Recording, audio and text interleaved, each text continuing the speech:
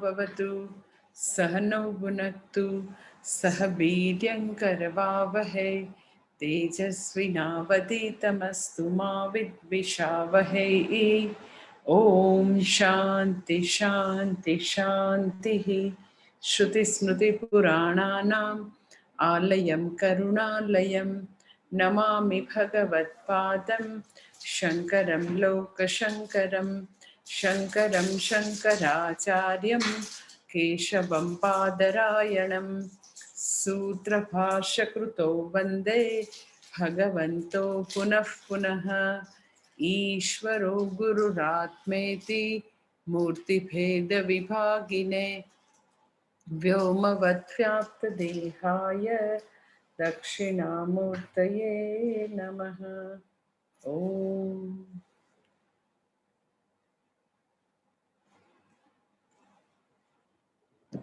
अच्छा નથી થતું જરાય ખુરશી લઈ આવવાથી જરાક આસા નીચું છે જલ્દી सिद्धांत गोचरं तमगोचरं गोविन्दं परमानन्दं सद्गुरुं प्रणतोऽस्म्यहं।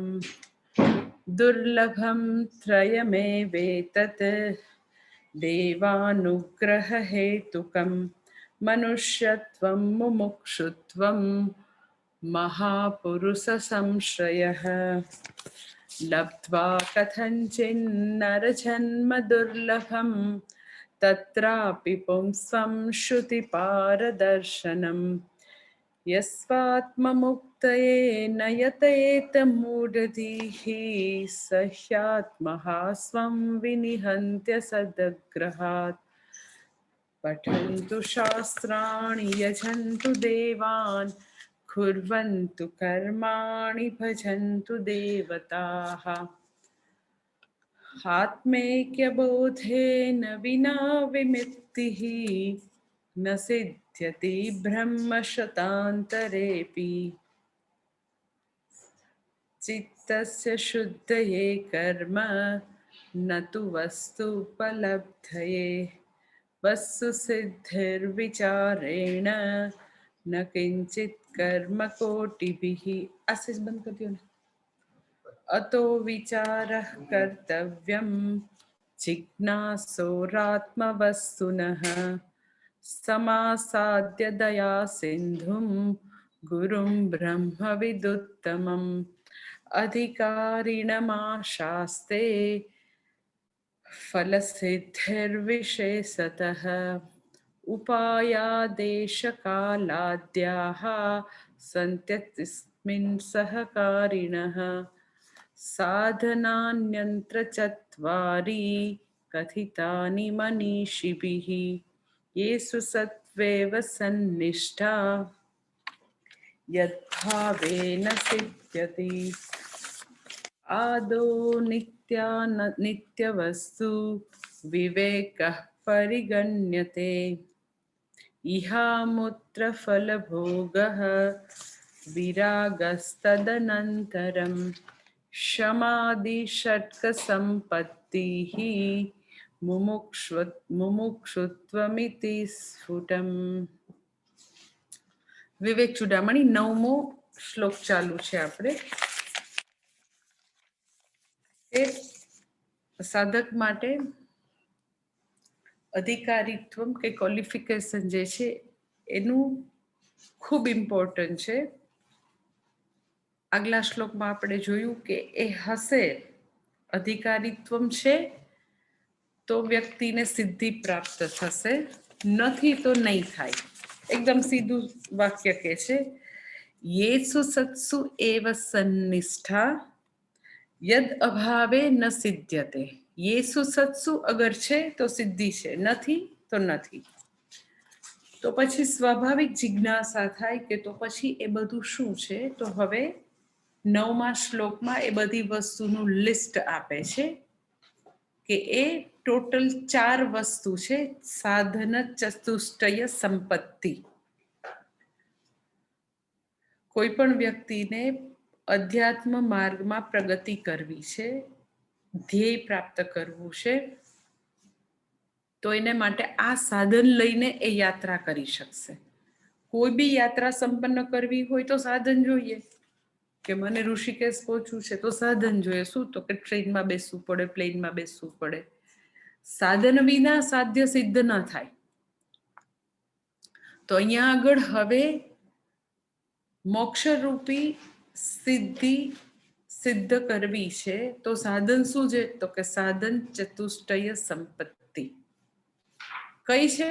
તો કે સૌથી પહેલા કે છે આદો, એટલે સૌથી પહેલા આદો નિત્ય વસ્તુ વિવેક.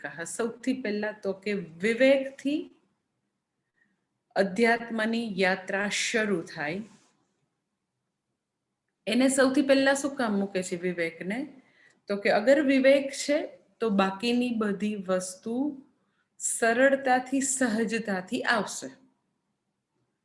એટલે પહેલું કે છે નિત્ય વસ્તુ વિવેક, કે નિત્ય શું છે, અનિત્ય શું છે, એના માટેની સમજ, ડિસ્ક્રિમિનેટિવ અન્ડરસ્ટેન્ડિંગ. કઈ વસ્તુ નિત્ય છે, કઈ વસ્તુ અનિત્ય છે.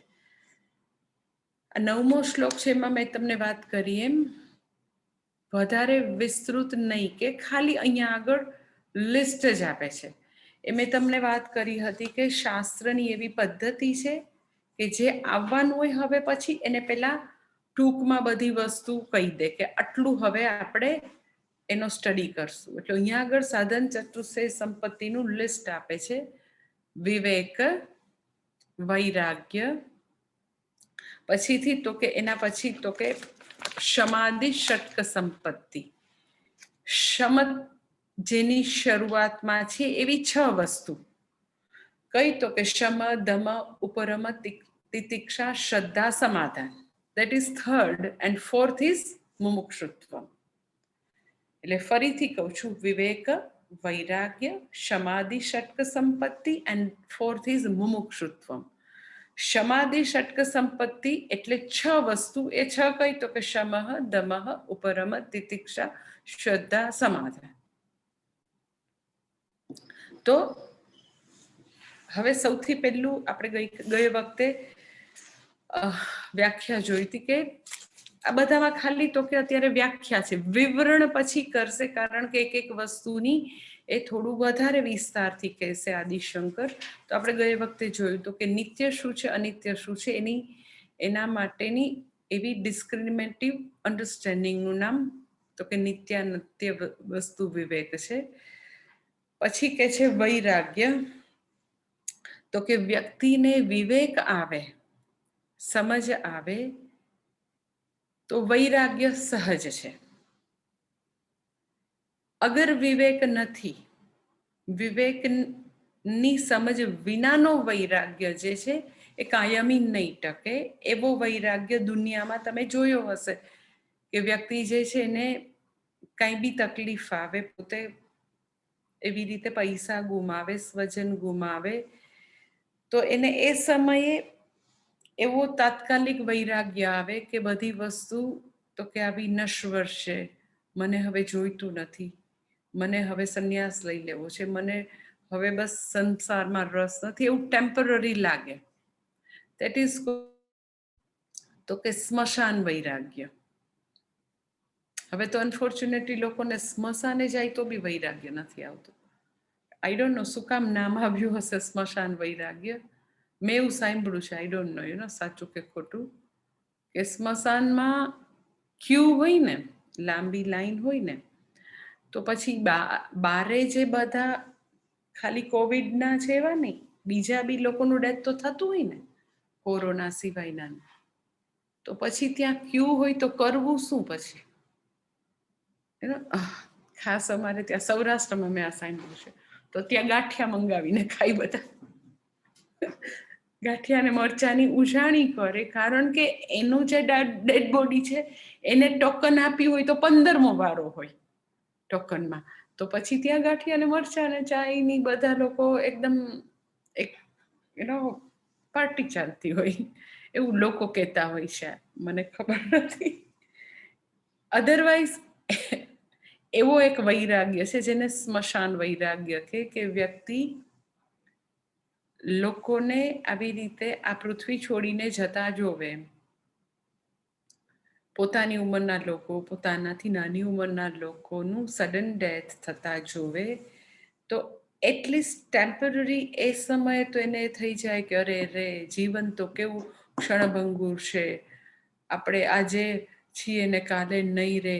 આમની સાથે તો મેં ગઈકાલે જ વાત કરી હતી, કેટલા સ્વસ્થ હતા, આટલી જલ્દી એટેક આવીને જતા રે ખબર જ ન પડે.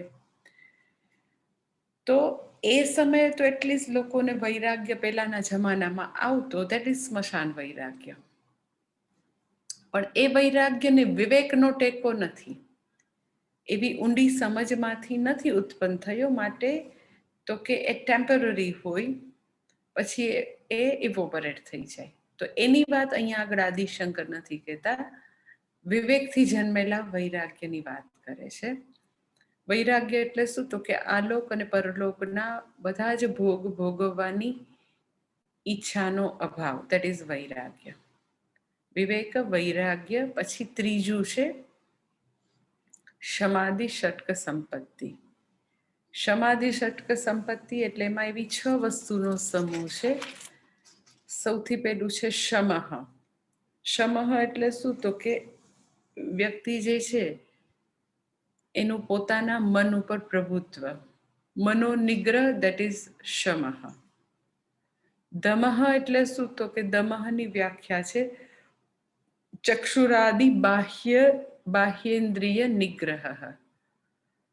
પોતાની બધી ઇન્દ્રિયોનો નિગ્રહ. ચક્ષુરાદિ, ચક્ષુહુ આદિ.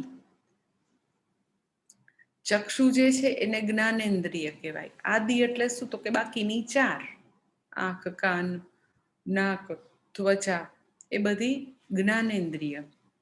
અને 5 કર્મેન્દ્રિય.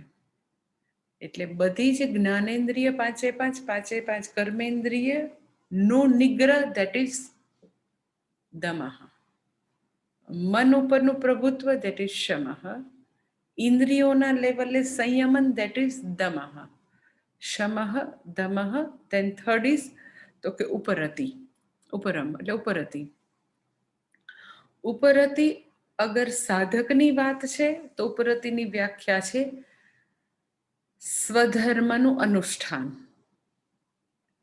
પોતાના કર્તવ્ય કર્મનું પાલન, દેટ ઇઝ ઉપરતિ. અગર સંન્યાસી, અગર વ્યક્તિ જે છે એ અત્યારે મોક્ષના માર્ગમાં છે તો એના માટે ઉપરતિની વ્યાખ્યા તો કે સર્વસ્વનો ત્યાગ, દેટ ઇઝ ઓલ્સો ઉપરતિ. ઉપરતિ એટલે કર્મયોગી માટે તો કે સ્વધર્મ અનુષ્ઠાન, દેટ ઇઝ ઉપરતિ. અને સંન્યાસ જે છે સર્વસ્વનો ત્યાગ, દેટ ઇઝ ઓલ્સો ઉપરતિ. શમઃ, દમઃ, ઉપરમ, ધેન તિતિક્ષા. તિતિક્ષા એટલે તો કે જીવનમાં જે બધા દ્વંદ્વો આવે, દ્વંદ્વ, એના માટે વ્યક્તિ સહિષ્ણુ હોય, દ્વંદ્વો પ્રત્યે બાય એન્ડ લાર્જ સમત્વ હોય, દેટ ઇઝ તિતિક્ષા. શીત, ઉષ્ણ, સુખ, દુઃખ, માન, અપમાન. એટલે શરીરના સ્તરે, મનના સ્તરે, બુદ્ધિના સ્તરે જે કાંઈ દ્વંદ્વ આવે, એવી એક્સ્ટ્રીમ પરિસ્થિતિઓ આવે ત્યારે વ્યક્તિ સમત્વ ધારણ કરી શકે, દેટ ઇઝ તિતિક્ષા. પછી તિતિક્ષા પછી છે શ્રદ્ધા. શ્રદ્ધાની વ્યાખ્યા છે ગુરુ વેદાંત વાક્યેષુ આસ્તિક્ય બુદ્ધિ. પોતાના ગુરુના વાક્યમાં, શાસ્ત્રના વાક્યમાં, ગુરુ વેદાંત વાક્ય, ધેન આદિ. આદિ એટલે વગેરે.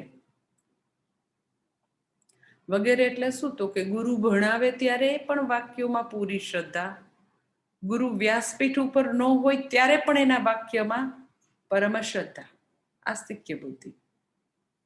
દેટ ઇઝ શ્રદ્ધા. ધેન લાસ્ટ ઇઝ સમાધાન. છઠ્ઠું સમાધાન એટલે ચિત્ત એકાગ્રતા. એટલે આ ત્રીજી વસ્તુ કીધી. ત્રીજી વસ્તુમાં આ 6 વસ્તુનો સમૂહ મેં તમને વાત કરી. અને હવે ચોથું આવે છે મુમુક્ષુત્વમ. મુમુક્ષુત્વમ એટલે શું? તો કે વ્યક્તિને પોતાની આસપાસની પરિસ્થિતિ, સંસારમાંથી જે કાંઈ વસ્તુ એને દુઃખ આપે છે, તકલીફો આપે છે, એ બધામાંથી તો કે મુક્તિની ઈચ્છા, દુઃખમાંથી મુક્તિની ઈચ્છા, અલ્પતામાંથી મુક્તિની ઈચ્છા, શોકમાંથી મુક્તિની ઈચ્છા, એટલે મુક્ત થવાની ઈચ્છા, મોક્ષો મે ભૂયાત ઇતિ ઈચ્છા, દેટ ઇઝ તો કે મુમુક્ષુતા. એટલે આવી 4 વસ્તુ, દેટ ઇઝ સાધન ચતુષ્ટય સંપત્તિ: વિવેક, વૈરાગ્ય, સમાધિ, ષટ્ક સંપત્તિ એન્ડ મુમુક્ષુત્વ. હવે એક વસ્તુ તો કે હવે પછીના શ્લોકોમાં એક વસ્તુને હવે ઇલાબરેટ સમજાવશે. પહેલા આપણને આટલી આ બેઝિક ખબર હોય. સૌથી મોટી બેઝિક ખબર આ હોય, આપણે ભગવદ્ ગીતા અને ઉપનિષદ ભણવા માંડ્યા હોઈએ, પરંતુ આ વસ્તુ, એ બધું અધ્યયન શરૂ થાય એની પહેલા તત્વબોધના અધ્યયનમાં આ આવે છે. શું છે તો કે અધ્યયનને આપણે આપણું ત્યારે જ બનાવી શકીએ, આપણે કરેલું અધ્યયન આપણી લાઈફમાં રિફ્લેક્ટ ત્યારે જ થઈ શકે જ્યારે આ સાધન ચતુષ્ટય સંપત્તિ રૂપી ક્વોલિફિકેશન હોય તો. એટલે ભલે આપણે ભણવા માંડ્યા હોય, ભલે આપણને સમજાતું પણ હોય, ખૂબ જ ક્લિયર પણ થતું હોય, પરંતુ જો આ સાધન ચતુષ્ટય સંપત્તિ વિશે અધ્યયન કરી અને એને પ્રાપ્ત કરવાનો પ્રયત્ન ન કરીએ તો આપણી દશા પણ ઘણે બધે અંશે ધૃતરાષ્ટ્ર જેવી થાય, કે આખી ગીતાજી સાંભળે છતાં ધૃતરાષ્ટ્રમાં કોઈ પણ પ્રકારનું પરિવર્તન ના આવે. એટલે સાધન ચતુષ્ટય સંપત્તિ જુદી જુદી રીતે ગીતાજીમાં પણ છે, એવું નથી કે નથી. અહીંયા તો કે ગીતાજીમાં જ્યાં જ્યાં સાધન ચતુષ્ટય સંપત્તિનું વર્ણન હોય ઓર ઉપનિષદમાં હોય, અહીંયા એક બધું એક સાથે કલેક્ટ કરીને એક સાથે બતાવેલું છે. નથી એવું નથી. શમઃ દમઃ શ્રદ્ધા, ચોથા અધ્યાયમાં જ મેં તમને શ્રદ્ધા વિશે ઘણું બધી વાત કરી હતી. શમઃ દમઃ તો બીજા અધ્યાયથી શરૂ કરીને 18મા સુધી મનોનિગ્રહ ને ઇન્દ્રિય નિગ્રહની વાત આવે જ છે. ચિત્ત એકાગ્રતાની વાત આવે, સ્વધર્મ અનુષ્ઠાન તો આખી ગીતાજીમાં છે જ છે. એટલે બધી અધિકારિત્વની વાત છૂટી છવાઈ હોય, સાધકને સરળતાથી બધું પોતાનું હોમવર્ક ખ્યાલ આવે, એટલે અહીંયા એક સાથે બધું આમ ભેગું કરીને આદિશંકર બતાવે છે. કારણ કે મેં તમને વાત કરી કે પ્રકરણ ગ્રંથ જે છે એ આપણે મૂળ ગ્રંથને બહુ જ ઇઝીલી સમજી શકીએ એટલા માટે પ્રકરણ ગ્રંથ જે તે સમયના મહાત્માએ લખેલા હોય. એટલે પ્રકરણ ગ્રંથમાં એક પણ વસ્તુ એવી નહીં હોય કે જે મૂળ ગ્રંથમાં ન હોય. ખાલી મેં તમને કીધું ફરક એટલો છે કે થોડું બધા વિષયવાર એક સાથે મૂકેલું હોય. એટલે હવે પછી તો કે બધું જ અધિકારિત્વની વાત એક પછી એક શ્લોકમાં આવશે. આપણું હોમવર્ક શું થશે તો કે આપણને આ 9મો શ્લોક ખબર હોય કે 9મો શ્લોક છે ને એમાં વર્ણન કરેલી બધી વસ્તુ મારું હોમવર્ક છે, એ આપણને ખબર હોય. એવી રીતે સ્ટડી કરીએ તો આપણો ઉદ્ધાર થવાના પૂરા ચાન્સીસ. કારણ કે યેસુ સત્સુ એવ સન્નિષ્ઠા, અગર છે તો સન્નિષ્ઠા, નથી તો નો ચાન્સ. હવે સૌથી પહેલા તો કે વિવેકની વાત કરે છે. આદો નિત્યાનિત્ય વસ્તુ વિવેક. વિવેક જે છે એ એવા પ્રકારનું ક્વોલિફિકેશન છે કે એ કોઈ એમ કે તમને એવી રીતે બતાવી ન શકે કે હવે જો તમે છે ને બહુ જ ગુસ્સો કર્યો ને એનો અર્થ એમ કે હવે તમારું છે ને તમારામાં શમઃ દમઃ નથી. હો, તમે જે છે આટલું બધું બોલો છો એનો અર્થ એમ કે તમારી છે ને જ્ઞાનેન્દ્રિયો ઉપર એટલું બધું તમારી કમાન નથી. તો શમઃ દમઃ એટલે મનોનિગ્રહ એ બધી વસ્તુ કંઈક અંશે ટેન્જિબલ પણ છે, જોઈ બી શકાય છે, કારણ કે કર્મેન્દ્રિયના સ્તરે છે, જ્ઞાનેન્દ્રિયના સ્તરની વાત છે. વિવેક જે છે એ શું છે તો કે વ્યક્તિની પોતાની એક આંતર ખોજ છે, પોતાની એક ઇનર જર્ની છે, પોતાની યાત્રા છે. પોતે ઘણું બધું એનાલિસિસ કર્યું છે, વિચાર્યું છે, પોતાના બધા એક્સપિરિયન્સ છે એને ટ્રુલી એનાલિસિસ કર્યું છે એઝ ઇટ ઇઝ, કોઈ પોતાના રંગરોગાન ઉમેરીને નહીં, એઝ ઇટ ઇઝ ઓબ્જેક્ટિવલી એ બધી વસ્તુઓને શ્રુતિ શાસ્ત્રને સામે રાખીને ટ્રુ એનાલિસિસ કર્યું છે, એકદમ ઓબ્જેક્ટિવલી એનાલિસિસ કર્યું છે.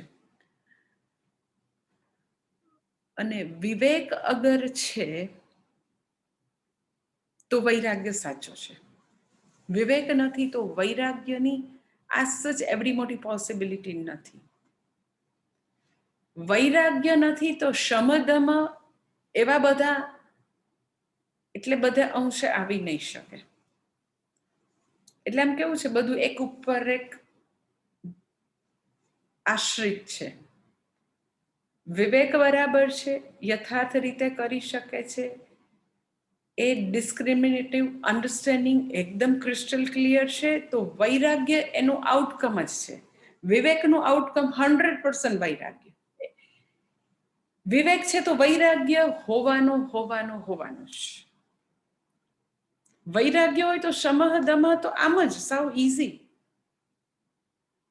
એટલે આદોબ કહે છે સૌથી પહેલા વિવેક, તો એમાં ક્રમનું ખૂબ જ મહત્વ છે. તમે એમ કે પહેલા શ્રદ્ધા મૂકી દો, ના, એવું નહીં થાય.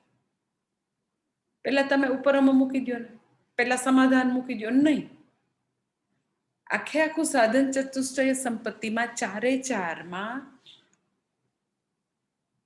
પોતાનું જે ક્વોલિફિકેશન પ્રાપ્ત કરવું છે, તો એ પ્રાપ્ત થવાનો ક્રમ આમ જ રહેશે. પહેલા વિવેક આવશે તો બાકીની વસ્તુ ધીરે ધીરે ધીરે ધીરે આવતી જશે. સો વિવેક ઇઝ સો ઇમ્પોર્ટન્ટ.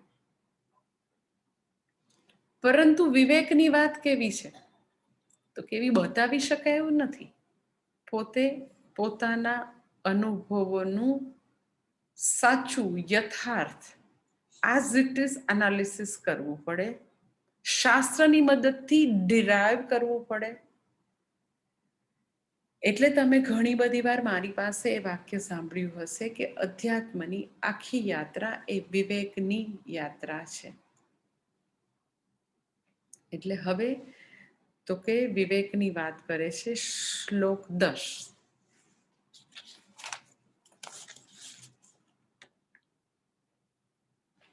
બ્રહ્મ સત્યમ જગન મિથ્યા ઇત્યેવ રૂપમ વિનિશ્ચિત્ય સોયમ નિત્યા નિત્ય વસ્તુ વિવેક સમુદારુતઃ. કે છે વિવેક શું છે તો કે બ્રહ્મ સત્ય છે અને જગત મિથ્યા છે. એ વસ્તુ તો કે એ જ વસ્તુ નિત્યાનિત્ય વિવેક છે.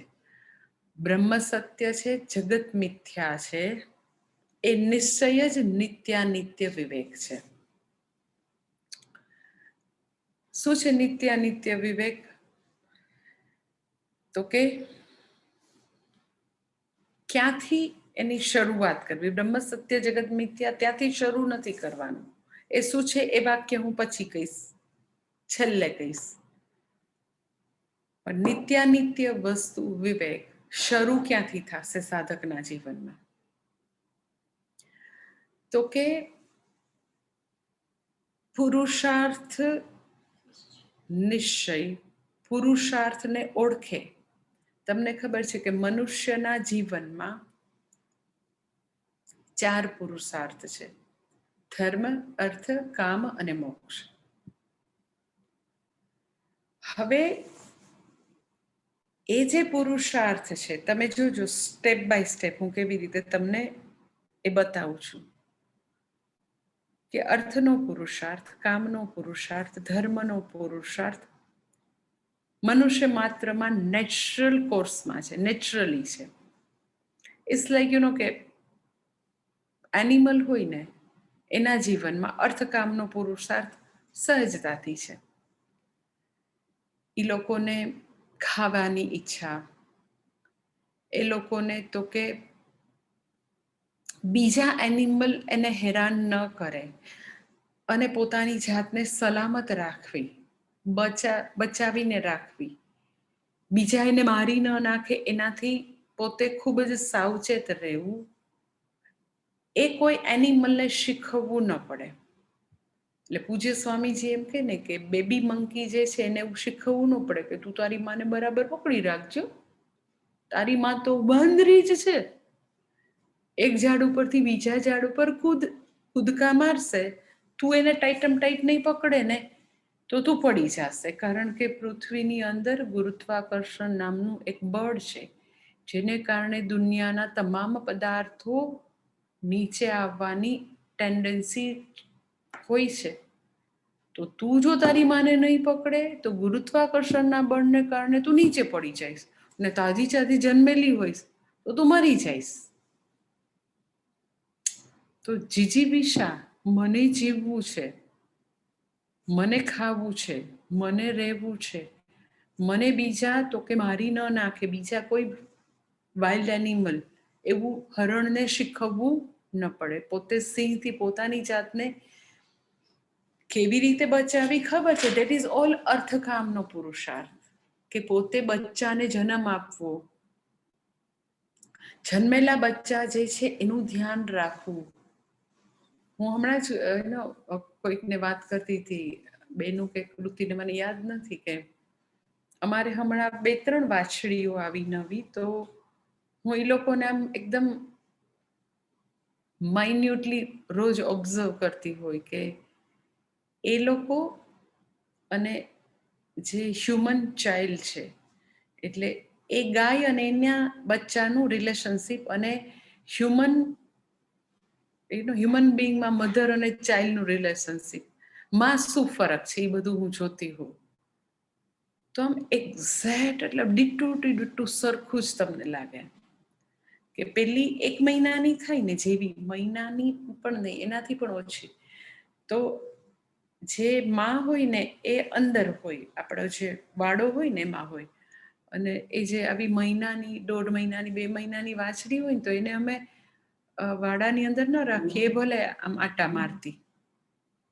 મોટી ગાય હોય એડલ્ટ, તો એ બધું વાવેલું હોય એને તોડી નાખે, આટલી નાની શું તોડી નાખવાની, એટલે અમે એને છૂટી રાખીએ. તો એની નજરથી, માની નજરથી એનું વાછડી કે વાછડો જરાક નજરથી ઓઝલ થાય, જરાક દૂર થાય, તો આમ યુ વિલ નોટ બિલીવ કે જેવી રીતે સ્ત્રી મનુષ્યમાં માં જેવી બેબાકડી થઈ જાય ને, મારો ભરાસર ક્યાં ગયો, એક્ઝેક્ટલી તમે એ માં જે છે ગાયમાં, એ માં એવી જ ઉદ્વિગ્ન થઈ જાય. અને પાછું એક્ઝેક્ટ હ્યુમન ચાઇલ્ડ જેવું, કે ઓલું જરાક મોટું થાય એટલે એને એમ જ થાય કે મને દુનિયા જોવી છે, મને આ આશ્રમમાં આવું બધું છે તો મને જોવા તો જવા દે, કે શું અહીંયા માતાજીએ વાવ્યું છે, શું ડાઇનિંગ હોલ છે. અને એને રખડવું હોય પેલાને 1 મહિનાના બાળકને, અને એની માને એવી જરા પણ ઈચ્છા ન હોય કે એની નજરથી એનું બચ્ચું દૂર જાય. એ બેયની કશમકશ ચાલતી જ હોય, હું દૂરથી જોયા કરું. કે પછી હું ઓલીની એની હોય ને વાછડી, એને બોલાવીને એને ખીજાવું લિટરલી, કે તારી માં આટલી ઉદ્વિગ્ન થાય છે, તારે શું કામ આખું જાઉં, ઊભી રહે ને છાની મુની અહીંયા. ખરેખર એને કહું જઈને કે એવું નહીં કર ને, કેટલી આ બિચારી જો કેટલી દુઃખી થાય છે. તો તમે જો કે જે અર્થકામનો પુરુષાર્થ છે, તમે જેને બી ઘરે પેટ એનિમલ હોય, તો તમે જો ડોગ હોય તો એ જે અર્થકામનો પુરુષાર્થ છે ને, એ એનિમલને પણ શીખવવો નથી પડતો. એ એકદમ જ નેચરલ કોર્સના છે અર્થકામનો પુરુષાર્થ. કે મને બીજાથી રક્ષા જોઈએ છે, મને આ ખાવું છે, પીવું છે, પ્રોજનની ઈચ્છા, ઘરની ઈચ્છા, બધું એમ કે નેચરલ છે. આ લોકોને ખાલી અર્થકામ છે, મનુષ્યને ધર્માર્થ કામ ત્રણેય છે. નિત્યાનિત્ય વસ્તુ વિવેક શું છે? હવે તમે જુઓ કે ધર્માર્થ કામ નેચરલ કોર્સમાં મનુષ્યમાં ભગવાને મૂકેલા છે કે નાનકડું બાળક હશે તો તારે ઢીંગલીથી પછી રમવાનું છે, તારે બેટ બોલ લઈને શેરીમાં, હવે કોરોના જતો રહે ને પછી તું રમજે હો, તો તારે બધી ગેમ્સ રમવાની છે, તારે ઢીંગલીથી રમવાનું છે, તારે આઈસ્ક્રીમ ખાવાનું છે, તારે ધીંગા મસ્તી કરવાની છે. કોઈને શીખવવું પડે? મોટા થાય એટલે શોપિંગ કરવું છે, સાયકલ જોઈએ છે, મિત્રો સાથે પાર્ટી કરવી છે, મને ખૂબ ભણવું છે, પૈસા કમાવા છે, લગ્ન કરવા છે, બાળક જોઈએ છે. પછી તો કે મને નોકરી મળી જાય તો હું શ્રીનાથજી દર્શન કરી આવીશું. આજે હનુમાન જયંતિ છે ને એટલે હું 21 વાર હનુમાન ચાલીસા કરી લઈશ, એટલે આપણે તો કે આટલી આ વસ્તુ જે છે ને આપણી સિદ્ધ થઈ જાય, હનુમાન દાદા કરી દે. દેટ ઇઝ ધર્મનો પુરુષાર્થ. તો અર્થકામ જોઈએ છે એ શીખવવું નથી પડતું. વધુ અર્થકામ માટે મારે વધારે આટલી માળા કરવાની છે એ બી શીખવવું નથી પડતું, કારણ કે એને વિધિન નો ટાઈમ સમજાઈ જાય કે આપણા પુરુષાર્થ પ્લસ આપણે આવો પુરુષાર્થ કરીએ તો વધારે અર્થકામ મળે. પછી આપણું ટેન્ડર પાસ થઈ જાય, આપણું આ બરાબર કામ થઈ જાય તો આપણે શ્રીનાથજી જઈ આવશું, આપણે વીરપુર જઈ આવશું. તો પહેલું સ્ટેપ નિત્ય વસ્તુ વિવેકમાં કે આપણને આટલું તો ખબર પડે કે ધર્માર્થ કામ જે છે એ મનુષ્ય માત્રમાં નેચરલ કોર્સમાં ભગવાને મૂકેલા છે. મનુષ્યતર હશે તો માત્ર અર્થકામ સ્વાભાવિક રીતે પડેલા છે ત્યાં પણ. હવે આગળ વિવેક ક્યાંથી શરૂ થશે? તો કે મનુષ્ય ધર્માર્થ કામ જે છે એમાં ઘણા બધા વર્ષો, or you can say hall life, જ્યારે એમાં એ સ્પેન્ડ કરે છે, લગભગ એનો લાઈફનો ક્વોલિટી ટાઈમ, ક્વોલિટી યર્સ એમાં એ જવા દે છે ધર્માર્થ કામમાં, તો વિવેકનો ઉદ્ભવ ત્યાંથી થાય કે ખરેખર એની પાછળ મને શું જોઈએ છે. ધર્માર્થ કામ મેં નથી ઊભા કરેલા. અર્થકામ જે છે કે વ્યક્તિને ભોગ જોઈએ છે, વ્યક્તિને લગ્ન કરવા છે, વ્યક્તિને બાળક જોઈએ છે, એ ભૂખ તરસ જેવું નેચરલ છે, નૈસર્ગિક છે, મેં નથી ઊભું કરેલું, છે જ. એ એક વસ્તુ. એની પાછળ શું છે? તો કે એની પાછળ ખરેખર પૂછો તો વ્યક્તિને તો કે એક એનું જીવન ધ્યેય જે છે એ જ ઝંખે છે. શું જીવન ધ્યેય છે? તો કે મને દુઃખમાંથી, અલ્પતામાંથી, મને એવું સેન્સ ઓફ લેક છે એમાંથી મને મુક્ત થવું છે. એ મારા જીવનનું ધ્યેય છે. આ બધી વસ્તુની અંડરનીથ, એની પાછળ ખરેખર તો કે આવું એવી મને એવું લાગે છે ઇન્સિગ્નિફિકન્ટ છું, મને એવું લાગે છે કે ખૂબ જ મારામાં તો કે આવી અપૂર્ણતા છે, દુઃખ છે, તકલીફ છે, એ બધી વસ્તુ મને નથી જોઈતી. એ મારું જીવન ધ્યેય છે. દુઃખમાંથી મુક્તિ, આવી અલ્પતામાંથી, નાનપમાંથી, પછી ભયમાંથી, અસલામતીમાંથી મુક્તિ સતત ઝંખીએ છીએ. ગોલ એ છે, ધ્યેય એ છે કે મને દુઃખ નથી જોઈતું, એ ધ્યેય છે. બે વસ્તુ હવે સામસામે છે. એક બાજુ શું છે તો કે ભગવાને જન્મથી ધર્માર્થ કામ, એમાં ખાસ કરીને અર્થકામની વસ્તુઓ નેચરલી બધામાં મૂકેલી છે. ઉંમર થાય એટલે તો કે મિત્રો સાથે ફરવું, પાર્ટી કરવી, લગ્નની ઈચ્છા, બધું એમ જ નેચરલ કોર્સમાં. અને બીજી એવી જ તીવ્ર વસ્તુ કે વ્યક્તિને ઇન્સિક્યોરિટી નથી જોતી, દુઃખ નથી જોઈતું, અલ્પતા નથી જોતી, એ બી સાથે સાથે છે. વિવેક ક્યાંથી શરૂ થાય? તો કે લાઈફમાં આ બંને વસ્તુ મિક્સ થઈ ગઈ છે. ધર્માર્થ કામનો એક નેચરલ પુરુષાર્થ, એની પાછળ રચ્યા પચ્યા રહેવું, એ એક વસ્તુ. અને સતત તો કે અલ્પતામાંથી, દુઃખમાંથી મુક્તિ એ મારું લાઈફનું ગોલ છે, જે અંડરનીથ છે, દેખાતું નથી પણ અર્જ તો એ છે. એટલે એ લાઈફનું ગોલ અને જે ભગવાને ભૂખ તરસ જેવું જે ધર્માર્થ કામ સહજતાથી મૂકેલા છે, એ બંને ભેગા થઈ ગયા છે. વિવેક એટલે શું? છૂટું પાડવું.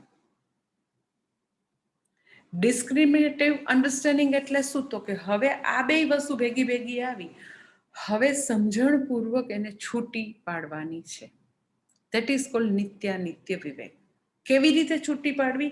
હવે એના પછીનું સ્ટેપ તમને કહું છું. કે વ્યક્તિ જ્યારે અર્થકામનો પુરુષાર્થ કરે છે, ત્યારે ઓલ ધ ટાઈમ એવી ગણતરી છે કે ઓલું મારું જીવનનું ગોલ છે ને આનાથી મળી જશે.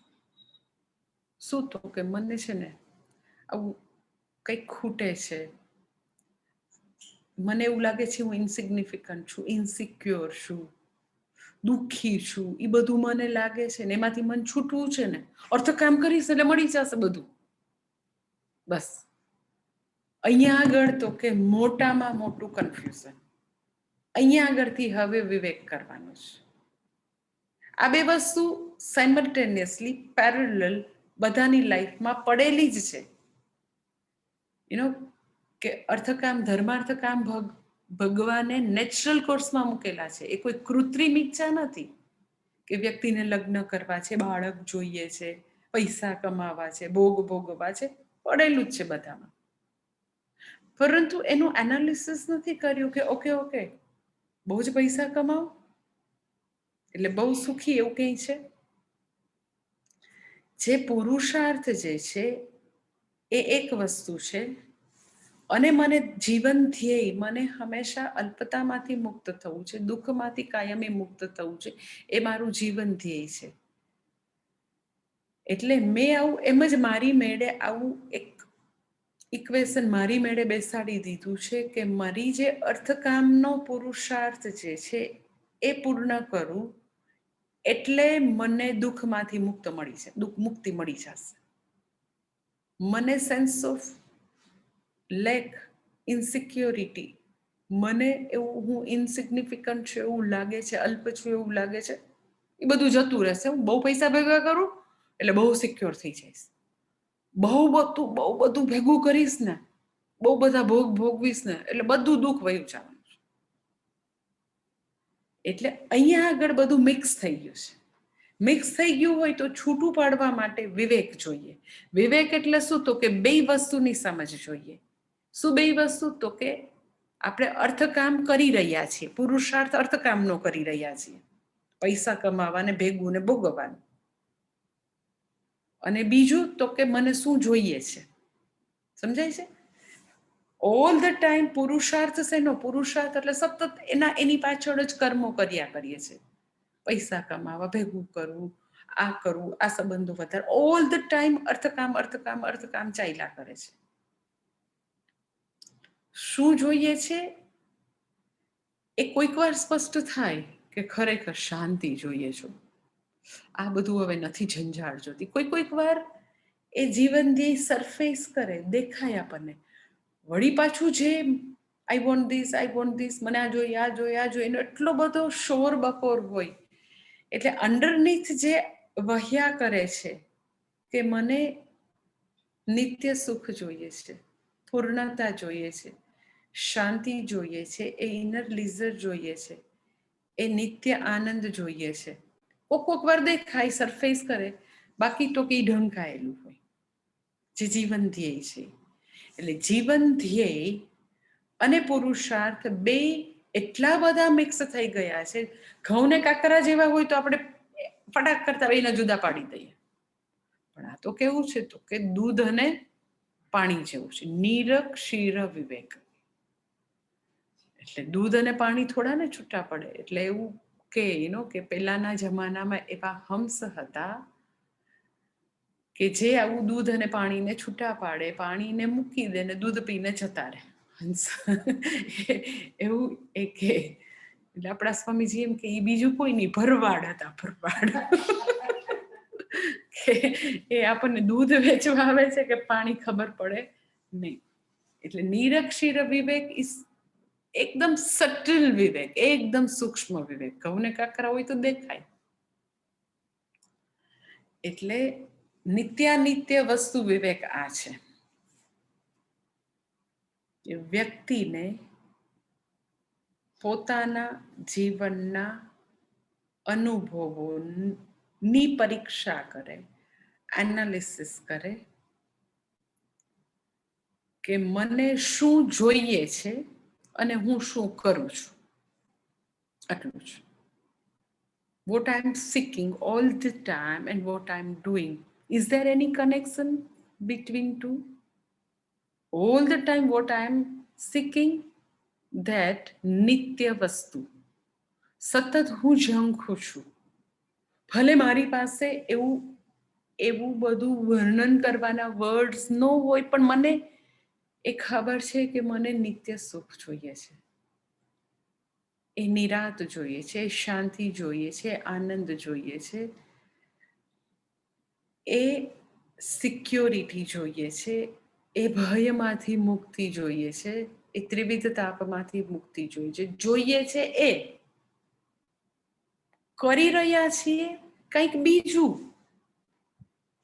એ બંને સાધન સાધ્ય વચ્ચે કોઈ પણ પ્રકારનું કનેક્શન નથી. There is no connection at all. જો આવું જોઈ શકો, that is called નિત્યાનિત્ય વસ્તુ વિવેક.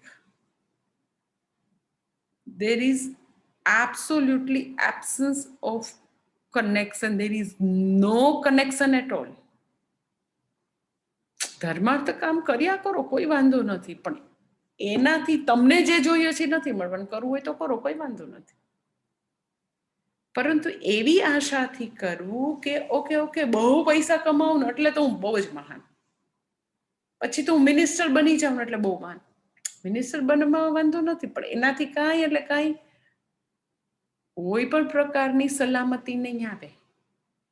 બહુ બધા લોકોને એવી ભ્રાંતિ હોય, પછી બહુ બધી ઓળખાણ હોય ને તો માતાજી પછી આપણે ક્યાંય જાય તો કોઈ પ્રોબ્લેમ જ ન થાય. ઓળખાણ હોવી જોઈએ. પાવર જે છે ને એ બહુ જ મોટી વસ્તુ છે. એટલે બધી જગ્યાએ એવા એને લાગતું હોય મોટા માણસો એની સાથે ઓળખાણ રાખે, સંબંધો નિભાવે, આમ કરે તેમ કરે. આપણે એમને શા માટે આવી મથામણ કરો છો? અરે ઓળખાણ એ મોટી ખાણ છે, પડવા માટે, મરવા માટે. તે સાવ એટલું બધું કોઈ પણ પ્રકારનો વિચાર નથી, ક્યાંય વિચાર નથી. એને ખબર નથી કે જેમ વધારે સત્તા આવે એમ વ્યક્તિ વધારે ને વધારે અસલામત બને છે, સલામત નહીં. પોતે ન તો પોતાના અનુભવોની પરીક્ષા કરે, એનાલિસિસ કરે, ન તો એ બીજાનું જોઈ શકે. દરેક વખતે એવું નથી કે પોતાના અનુભવોનું એનાલિસિસ કરીને આપણે સમજણને ડિરાઈવ કરી શકીએ, સમજણ પ્રાપ્ત કરી શકીએ, એવું નથી. બહુ બધી વાર બીજાના અનુભવો પરથી બી જોઈ શકીએ કે એ લોકો આટલે પહોંચ્યા પછી પણ એટલા જ ઇન્સિક્યોર છે. એટલે નિત્યાનિત્ય વસ્તુ વિવેક શું છે? તો કે વ્યક્તિને એ સાધન સાધ્ય વિવેક ઉદ્ભવે. સાધન સાધ્ય વિવેક એટલે શું? તો કે મનુષ્ય માત્રનું જીવન સાધન સાધ્યને સમર્પિત હોય. સાવ કોઈ એક શિક્ષકથી માંડીને પ્રાઇમ મિનિસ્ટર સુધીનું, એક કોઈ પ્યુન હોય એનાથી માંડીને મોટામાં મોટો ઇન્ડસ્ટ્રીયાલિસ્ટ હોય, બધાનું જીવન સાધન સાધ્ય. સાધન સાધ્ય એટલે શું? તો કે વ્યક્તિને માર્કેટમાં જઈને શોપિંગ કરવું, દેટ ઇઝ સાધ્ય. અને પોતે તો કે પગે ચાલીને જાય, કારમાં જાય, સ્કૂટરમાં જાય, તો જવું ધેટ ઇઝ સાધન. માર્કેટમાં જઈને જે કંઈ જોઈએ છે ખરીદી કરવી, દેટ ઇઝ સાધ્ય. કે વ્યક્તિને ઋષિકેશ જવું છે એ સાધ્ય. કોઈ વાહનનો ઉપયોગ કરે એ તો કે સાધન. મને તો કે બોમ્બે જવું હોય તો હું કારમાં જાઉં, તો બોમ્બે મારા માટે સાધ્ય છે. કારમાં જવું એ મારા માટે સાધન છે. સવારે ઉઠીને તો કે કેટલી ગૃહિણી કિચનમાં બધું કામ કરે, એ બધું સાધન છે. રસોઈ બનાવવી, ટેબલ ઉપર મૂકે, દેટ ઇઝ સાધ્ય. એટલે જ્યારે કોઈ પણ વ્યક્તિ કોઈ પણ કર્મ કરતી હોય તો એ બધા સાધન છે. એ કર્મ કરે છે કંઈક વસ્તુ સિદ્ધ કરવા માટે, એ સાધ્ય છે. તો જ્યારે જ્યારે આપણે કર્મ કરીએ, જે કોઈ સાધનો દ્વારા કર્મ કરીએ, તો કયા સાધનો વાપરીએ? તો કે જેવું આપણે સાધ્ય સિદ્ધ કરવું હોય. એનો કે વ્યક્તિને રસોઈ કરવી છે, બરાબર, ઘરે દાળ ભાત શાક રોટલી કરવી છે સવારે ને લંચમાં, તો એને રસોઈ કરવી હોય તો એ કિચનમાં જઈને કુકર મૂકે, લોટ બાંધે, એ એના માટેના સાધન છે. પણ રસોઈ કરવી છે અને એ તો કે જીમમાં જઈને એ બધી એક્સરસાઇઝ કરવા માંડે, તો એના એ આખું સાધન જુદું છે. એ સાધનથી એને ફિઝિકલ ફિટનેસ આવે, રસોઈ રૂપી સાધ્ય ના આવે. સમજાય છે? એટલે તમારે જેવું સાધ્ય સિદ્ધ કરવું હોય એને અનુરૂપ સાધન અપનાવવાનું હોય. એ તો સાવ સીધું છે. આખી જિંદગી સાધન સાધ્ય છે. Means and ends. મીન્સ કેવા તમારે વાપરવા જોઈએ? તો કે જે તમારે એન્ડ અચીવ કરવું એવા હોય. નિત્ય વસ્તુ વિવેક શું છે? તો કે તમને તમારું સાધ્ય ખબર છે? તો કે હા ખબર છે. શું છે? તો કે મને નિત્ય સુખ જોઈએ છે. સવારે સુખી ને રાત્રે દુખી એવું કઈ નથી જોતું. પછી હું 25 વર્ષની હોઉં ત્યારે સુખી, પણ પછી તો એમ કે મારી ઘરે પુત્ર વધુ આવે ને પછી મારે પરમ દુઃખી થઈ જવું છું. પછી વાંધો નહીં, દુઃખ આવે તો. પછી વૃદ્ધાવસ્થામાં તો એકદમ જ દુઃખી થવું છે. એવું છે? તો કે ના, મને સુખ જોઈએ છે સવાર બપોર સાંજ. મને 24 કલાક ને 365 દિવસ ને જીવું ત્યાં સુધી સુખ જોઈએ છે. ઇન અધર વર્ડ, નિત્ય સુખ જોઈએ છે. મને સેન્સ ઓફ ઇનસિક્યોરિટીમાંથી મુક્તિ જોઈએ છે, હંમેશ માટે જોઈએ છે. તો આપણે નિત્ય વસ્તુના ઈચ્છુક છીએ. નિત્ય જોઈએ છે. મારી ડિઝાયર તો કે જે જોઈએ એ ફોર એવર જોઈએ છે. એવર લાસ્ટિંગ વસ્તુ જોઈએ છે. ટેમ્પરરી નથી જોતું, અનિત્ય નથી જોતું. આજે હોય ને કાલે ન હોય એવું નથી જોઈતું. તો જો નિત્ય વસ્તુ સંપન્ન કરવી હોય તો અનિત્ય વસ્તુનો આશરો લઈને નિત્ય થોડીને સિદ્ધ થવાનું. જેવું સાધ્ય એવું જ સાધન જોઈએ. રસોઈ બનાવવી છે તો તમે જીમમાં જઈને એક્સરસાઇઝ કરો કે તમે મોટેથી ડીજે મૂકીને ડાન્સ કરવા માંડો તો રસોઈ નહીં થાય. તો આપણે આખી લાઈફ અર્થકામની અંદર જિંદગી આપણે પૂરેપૂરી સમર્પિત કરી દઈએ અને પછી એવી આપણે આશા રાખીએ કે કેટલા બધા પૈસા કમાણા પણ શાંતિ તો જરાય નથી. આટલો મોટો પેલેસ બાંધ્યો પણ ત્યાં તો એ શાંતિથી એને જરાય નિરાશ છે જ નહીં. એટલો સ્ટ્રેસ છે માતાજી એને, એનું કંઈક તમે કરો ને. કેટલું પણ એને ભગવાને કેટલી સમૃદ્ધિ ને કેટલી સક્સેસ આપી છે. તમે કોઈ વાર પૂછો તો ખરા કે સમૃદ્ધિ અને સક્સેસ એ સાધન દ્વારા પરમ શાંતિ રૂપી ધ્યેય એ બેને કોઈ કનેક્શન છે ખરું? પૂછો તો ખરા. એટલે નિત્ય વસ્તુ વિવેક શાસ્ત્ર કે ગુરુ એઝ સચ કોઈને મૂકી ન દઈ શકે એના મગજમાં. દરેકે પોતે પોતાની જિંદગીના અનુભવમાંથી ડિરાઈવ કરવું પડે કે મને નિત્ય સુખ જોઈએ છે. એ અત્યારે આટલા વર્ષોથી જે સાધનોનો ઉપયોગ કરી અને નિત્ય સુખ પ્રાપ્ત કરવાનો પ્રયત્ન કર્યો તો શું મને મળ્યું છે ખરું? દરેક વખતે જુદા જુદા સાધનો અને સાધ્ય રિપ્લેસ થતા રહ્યા. કોઈ વાર ટોયસ સાધન હતા અને રમવામાં બહુ જલસા પડે એવું કંઈક સાધ્ય હતું. તો જુદા જુદા સાધન સાધ્ય હંમેશા લાઈફમાં રિપ્લેસ થતા રહ્યા. અંડરની જે ઝંખના હતી, જે હંમેશા એક બહુ જ એવી તીવ્ર અર્જ હતી કે મને સુખ જોઈએ છે, એ નિરાંત જોઈએ છે, એ શાંતિ જોઈએ છે, એ તો કદી ન મળી. એટલે એ દરેકની સ્વયંની ખોજ હશે. દરેકે ફ્લેશબેકમાં જઈને પોતાની લાઈફની જર્નીનું સાચું યથાર્થ રીતે એનાલિસિસ કરવું પડે કે આપણે જે સાધ્ય આજે નહીં જન્મો જન્માંતરથી ઈચ્છીએ છીએ એ સાધ્ય આ બધા લોકો જે સાધનથી સિદ્ધ કરવા પ્રયત્ન કરે છે, જેનાથી મેં પણ જન્મો જન્માંતર આ જન્મમાં બહુ બધા વર્ષો પ્રેસિયસ યર્સ એવો ક્વોલિટી ટાઈમ માત્ર એના માટે ખર્ચી નાખ્યો, પરંતુ એ તો મળ્યું નથી મને. અર્જુનને રણ મેદાનમાં 70 વર્ષે એ વસ્તુનું પોતાની રીતે એનાલિસિસ કર્યું. માટે ભગવાનને કહી શકે છે કે હું આપનું શિષ્ય છું, આપને શરણે છું અને આપ મને ઉપદેશ આપો. જ્યાં સુધી એને આવું નિત્ય વસ્તુ વિવેક ન થયો, ત્યાં સુધી ભગવાન હંમેશા એની સાથે હતા, પરંતુ એનો ઉદ્ધાર ભગવાન નથી કરી શક્યા.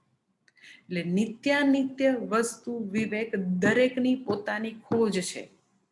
સાધન ચતુષ્ટય સંપત્તિનું સૌથી પહેલું પગથિયું એ હશે તો બાકીનું જે છે એ એમ જ છે, જસ્ટ વોકિંગ છે. It's not that difficult.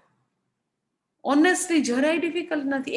એકઈ પગલા તમે મને કહો શમ દમ ઉપરમ તિતિક્ષા શ્રદ્ધા સમાધાન મુમુક્ષુ એકઈ અઘરું નથી. સાવ ઇઝીલી આવી જશે, easily you just walk in, એવું છે. પરંતુ આ જે છે એનાલિસિસ, પોતાના અનુભવોનું યથાર્થ એઝ ઇટ ઇઝ એનાલિસિસ કરવું, યુ કેન સી થ્રુ કે એક્ઝેક્ટલી મારી ઝંખના, મારું જીવન ધ્યેય, મારું બેક ઓફ ધ માઇન્ડ, જે મારા હૃદયમાં જે અર્જ છે, જે પોકારીને આપણે બધા માંગીએ છીએ નિત્ય સુખ, આ પૈસાથી મને મળ્યું છે, આ સંબંધોથી મળ્યું છે, આ સત્તાથી મળ્યું છે, આ મોટા બંગલાથી મળ્યું છે, આ મોટી કારથી મળ્યું છે. સાવ સીધું કોઈ એવી મોટી કોઈ રોકેટ સાયન્સ ખરેખર છે નહીં, પરંતુ આસક્તિ, મોહ, શોભના અધ્યાસ, wrong value structure, value addition એટલું બધું વધારે છે. અનનેસેસરી સુપર ઇમ્પોઝિશન, મોહનું પડળ એવડું જબરજસ્ત છે કે વિવેકનું કોઈ પણ પ્રકારનો પ્રકાશ ત્યાં આવતો નથી. કે આખી દુનિયા એવી બધું ગ્લિટરિંગ જે છે એ બધા જ લોકો એ મોહરૂપી મદિરા પીને મદમસ્ત થઈને બધા ફરે છે. લોકોનું એ જ રોંગ વેલ્યુ સ્ટ્રક્ચર છે, એ જ એવું જબરજસ્ત સુપર ઇમ્પોઝિશન છે. એ બધા પુરુષાર્થ માટે, ધર્માર્થ કામ માટે જબરજસ્ત એક્સ્ટ્રા વેલ્યુ એડિશન જબરજસ્ત છે. એટલે એ બધી મોહરૂપી દારૂ પીને બધા એટલા મદોન્વિત થઈને ફરે છે, તો આપણને એ જ સાચું લાગે. આપણને શાસ્ત્ર કે એ સાંભળવા માટે આપણા કાન આપણને ઉપલબ્ધ જ નથી. કોઈક વિરલ વ્યક્તિ જે છે જાત સાથે બેસીને અર્જુનની જેમ અગર સરવૈયું કાઢે, અર્જુનને રણ મેદાનમાં સરવૈયું કાઢ્યું કે ભગવાન, અગર તમે મને હસ્તિનાપુરનું રાજ્ય તો હવે જવા જ દો. દુર્યોધન સાથે લડીને મને હસ્તિનાપુરનું રાજ્ય મળે ને, આર્યાવર્તનું, ભારત ભૂમિનું, એ તો જવા દો. પરંતુ ત્રણેય લોકનું રાજ્ય મળે, ધેટ ટુ નિષ્કંટક, શત્રુ વિનાનું. અને બીજું વિશેષણ વાપરે છે સમૃદ્ધ, શત્રુ વિનાનું સમૃદ્ધ રાજ્ય, માત્ર પૃથ્વીનું નહીં, ત્રણેય લોકનું, ફોર એવર, હંમેશ માટે મળે. તો પણ મને હવે નથી લાગતું, મને જે સેન્સ ઓફ લેક છે, શોક છે, દુઃખ છે, અલ્પતા છે, એ કોઈ બી રીતે હવે આ બધા આવવાથી જાય એવું મને નથી લાગતું. આ બધું જે છે એ અનિત્ય છે. એ અનિત્ય થકી મને નિત્ય સુખ મળે એવું જરાય નથી લાગતું. આ અનિત્ય સાધનોથી નિત્ય સાધ્ય કદી સિદ્ધ ન થાય, માટે મને નથી જોઈતું. એટલે વ્યક્તિ જે છે, જ્યારે આવા પ્રકારનું true as it is analysis કરી શકે, પોતાના એક્સપિરિયન્સને આવી રીતે જોઈ શકે કે મને કાયમી સુખ જોઈએ છે, એ આવા બધા તકલાદી સાધનોથી, અનિત્ય સાધનોથી મને જે જોઈએ એ આપે એવું તો દેખાતું નથી. સો એ બધા સાધનોની, ધર્માર્થ કામની લિમિટેશન્સનો સાક્ષાત્કાર એને થાય. લિમિટેશન્સ દેખાય એટલે એને ફેંકી દેવાનું હોય, એ નકામું છે એમ કરીને ભાગી જવાનું હોય, એનાથી ડરવાનું હોય. એવી કોઈ વસ્તુ છે તો કે ના, ખાલી અહીંયા આટલું જ ભગવાન કહે છે, એકદમ હેલ્ધી, એકદમ અતિશય વિવેકની યાત્રા છે. ખાલી આટલું જ કે તમે આટલી તો ખબર પડે છે કે મને જોઈએ છે એ એક વસ્તુ છે, કરી રહ્યા છીએ બીજું છે. વ્યક્તિને પોતાના વાળ કાપવા છે કારણ કે કોરોનાને કારણે બાર્બર પાસે નથી જવું, કારણ કે એને નરેન્દ્ર મોદીની જેમ લાંબી લાંબી દાઢી નથી કરવી. સાંભળ્યું દાસ કે શું કામ નરેન્દ્ર મોદી? મને કે માતાજી કેમ? એને ડર લાગે છે બાર્બરનું, કઈ વસાવી ન શકે. તો કહી દેશું, વસાવી દેશે, આપણે ગિફ્ટ કરી દેશું એને. વ્યક્તિ ને કોરોનાને કારણે નથી જવું બાર્બર પાસે, અને નક્કી કરે કે હું મારી મેળે દાઢી કરીશ, વાળ કાપીશ, એવો નિશ્ચય કરીને એમ કે માતાજી આજે તો રવિવાર, મારે વાળ કાપવા છે, અને જઈને બગીચામાં એની મહેંદીની વાળ મોટી કાતર લઈને કાપવા માંડે. તો આપણે એમ કે તમે તો વાળ કાપવાનું કહેતા હતા ને. તો વાળ કાપવા અને મહેંદીની વાળ કાપવી, એ બેને કઈ કનેક્શન છે? એમ વ્યક્તિને નિત્ય સુખ જોઈએ છે, નિરાત જોઈએ છે, આનંદ જોઈએ છે. અને શેની પાછળ છે તો કે જન્મો જન્માંતરથી ધર્માર્થ કામ જે અનિત્ય છે, અનિત્ય સાધનોથી નિત્ય વસ્તુ સિદ્ધ કરવાનો પ્રયત્ન કરે, દેટ ઇઝ અવિવેક. અને નિત્યાનિત્ય વિવેકની ઉદય એટલે શું તો કે વ્યક્તિને એવું ભાન થાય કે all the time what I am seeking and what I am doing, એની વચ્ચે there is no connection. બસ આટલું જ. મને જે જોઈએ છે અને હું કરી રહ્યો છું એની વચ્ચે કોઈ કનેક્શન નથી. એ શોધવું, દેટ ઇઝ કોલ્ડ નિત્યાનિત્ય વસ્તુ વિવેક. અને એનાથી શું થશે? વ્યક્તિ જ્યારે આવું એનાલિસિસ કરી શકશે તો શું થશે, એનો આઉટકમ શું છે કાલે જોઈ લેશું. ઓમ પૂર્ણમદ પૂર્ણમિતમ પૂર્ણાત પૂર્ણમુદચ્યતે પૂર્ણસ્ય પૂર્ણમાદાય પૂર્ણમેવાવશિષ્યતે. ઓમ શાંતિ શાંતિ શાંતિ. હરિ ઓમ શ્રી ગુરુભ્યો નમઃ. હરિ ઓમ. કાલે 7 વાગે.